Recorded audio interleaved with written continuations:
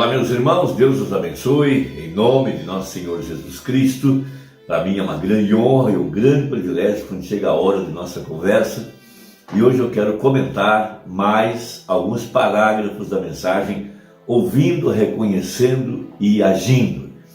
Todos nós estamos cientes de que nós estamos chegando no auge da história da humanidade e no auge da pregação do Evangelho, porque a Bíblia disse que um dos sinais do tempo do fim seriam, veja, as pragas, os terremotos, a fome, as guerras. E Jesus disse que o sinal de sua vinda seria idêntico aos dias de Ló. E todos nós sabemos que quando Ló estava em Sodoma, Abraão estava recebendo a visitação do anjo de Deus, o próprio Elohim, que Abraão chamou de o Deus Todo-Poderoso. E Abraão lavou os pés desse homem que era Deus atrás de uma pele humana.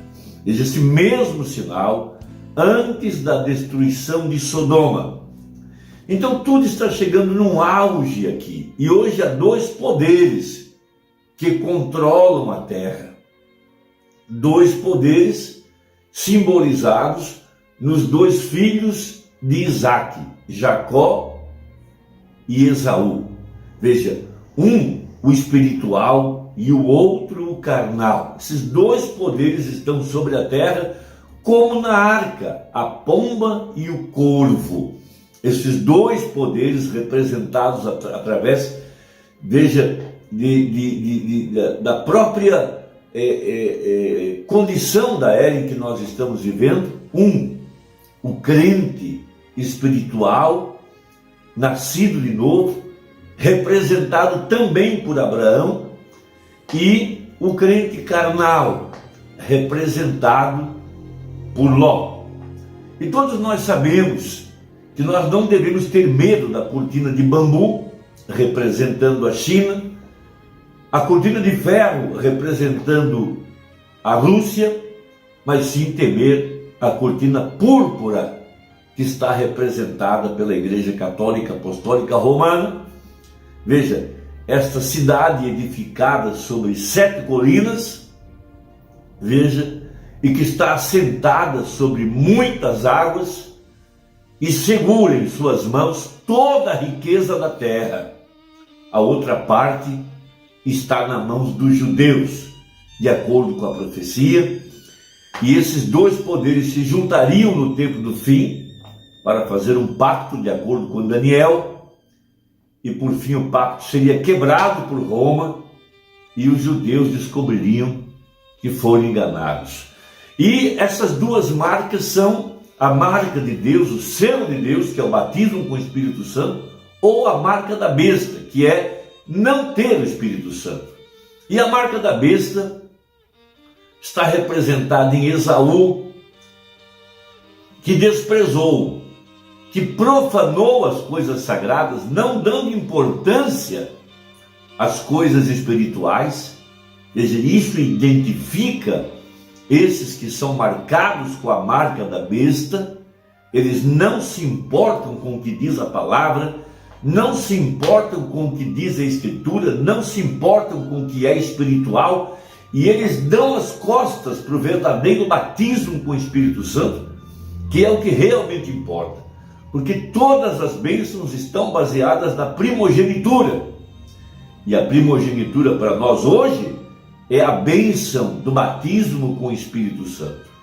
Veja, então esses dois poderes controlam a terra. Nós vemos isso por toda parte, na Europa, nos Estados Unidos, por toda parte.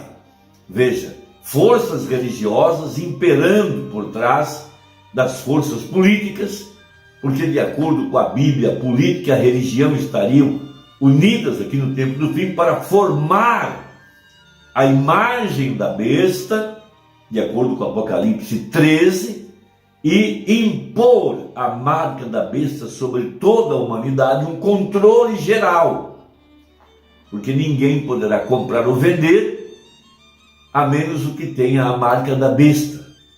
E esses que não têm a marca da besta, esses que têm a marca da besta, são os que não têm o Espírito Santo. Eles não têm a promessa. E por não terem o Espírito Santo, não irão no arrebatamento. Consequentemente, todos os que ficarem aqui estarão marcados pela marca da besta. E estarão sujeitos ao controle socioeconômico, político, religioso, que governará a terra. E nós estamos vendo agora tudo isso chegando no auge, nesse controle que agora nós estamos vivendo sobre toda a humanidade. Essa pandemia demonstrou isso, como será esse controle, amedrontando o povo. Veja, lockdown, controle sobre as pessoas, controle sobre a indústria, controle sobre as nações. Nós vimos agora mesmo esse grande poder do Ocidente tentando controlar o avanço da Rússia, mas nós estamos vendo que isso não está funcionando, que o rei do norte está mais forte, a moeda russa está mais forte, a Rússia está ganhando muito dinheiro. Vemos a Índia comprando petróleo da Rússia e vendendo para o Ocidente mais caro. Então vemos as profecias bem diante de nós. Dois poderes sobre a terra. Um, o espiritual. Veja, agora a igreja, essa recebendo a plenitude do Espírito Santo para ser tirada da terra no arrebatamento, e o mundo religioso se preparando para controlar, veja, toda a humanidade de acordo com a profecia. Então, no livro de Romanos capítulo 9, veja, nem por serem descendência de Abraão são todos filhos, mas em Isaque será chamada a tua descendência. Isto é, não são os filhos da carne que são os filhos de Deus, mas os filhos da promessa são contados como descendência. Porque a palavra da promessa, veja, a predestinação, é esta: por este tempo virei e Sara terá um filho.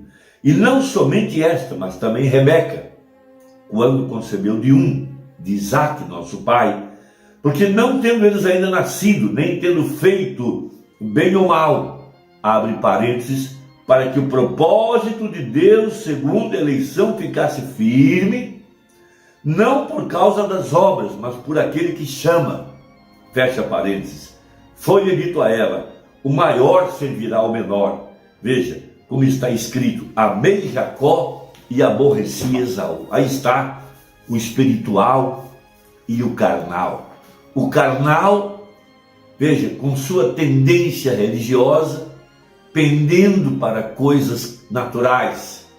O espiritual, ouvindo e reconhecendo a mensagem da hora, porque a palavra lhe é inspirada. Ele capta a profecia, ele capta a revelação, e ele passa a agir de acordo com a luz da palavra que ele recebeu para o seu dia. Veja, Moisés não poderia ter feito o que fez se ele não fosse inspirado e captou a profecia. Ele captou a profecia de que a semente de Abraão ficaria por 400 anos no Egito. E que quando terminasse os 400 anos, Deus, com uma mão forte, libertaria seu povo do cativeiro.